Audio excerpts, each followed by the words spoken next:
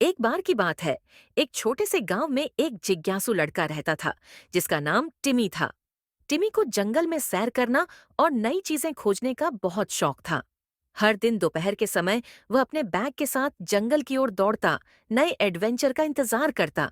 एक दिन जब टिमी जंगल में गहरे तक पहुंचा, उसने एक अजीब बात देखी। जंगल के बीचों बीच एक बहुत बड़ा पुराना पेड़ था और उसके चेहरे की आकृति थी।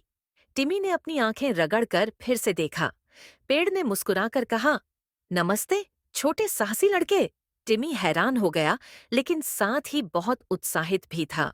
क्या तुमने अभी बात की? उसने पूछा। पेड़ हंसा। हाँ, मैंने बात की। मेरा नाम ओक है और मैं जंगल का बात करने वाला पेड़ हूँ। मैं तुम्हें जादू, साहसिकता और रहस्य की कहानियां सुना सकता हूँ, अगर तुम चाहो। टिमी की आंखें चमक उठीं। मैं तुम्हारी कहानियां सुनना चाहूंगा। कृपया मुझे एक सुनाओ। ओक पेड़ ने कहा, कई साल पहले ये जंगल जादुई प्राणियों से भरा हुआ था, लेकिन जब इंसानों ने पेड़ों को काटना शुरू किया तो वे प्राणी गायब हो गए। मैं यहाँ रह गया ताकि जंगल की रक्षा कर सकूं, और मैं एक अच्छे दिल वाले व्यक्ति का इंतजार कर रहा था, जैसे तुम, जो इस जादू को वापस लाए। टिमी को आश्चर्य हुआ। मैं जादू को वापस कैसे ला सकता हूँ? उसने खुशी से पूछा। ओक की शाखाएं हवा में लहराने लगीं। तुम्हें जंगल के भीतर एक क्रिस्टल फूल ढूंढना होगा। वह जंगल की जादू से चमकता है। उसे वापस लाओ और मैं जंगल में जादू को फिर से बहाल करने में तुम्हारी मदद करूंगा।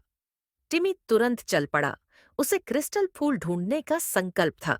बहुत ढूंढने के बाद उसने आखिरकार एक झरने के नीचे चमकता हुआ फूल पाया।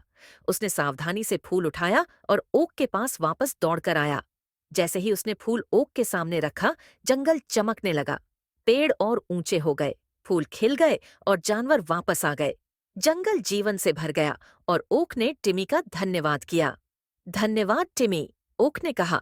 तुमने जादू वापस लाकर जंगल को सुरक्षित बना दिया है।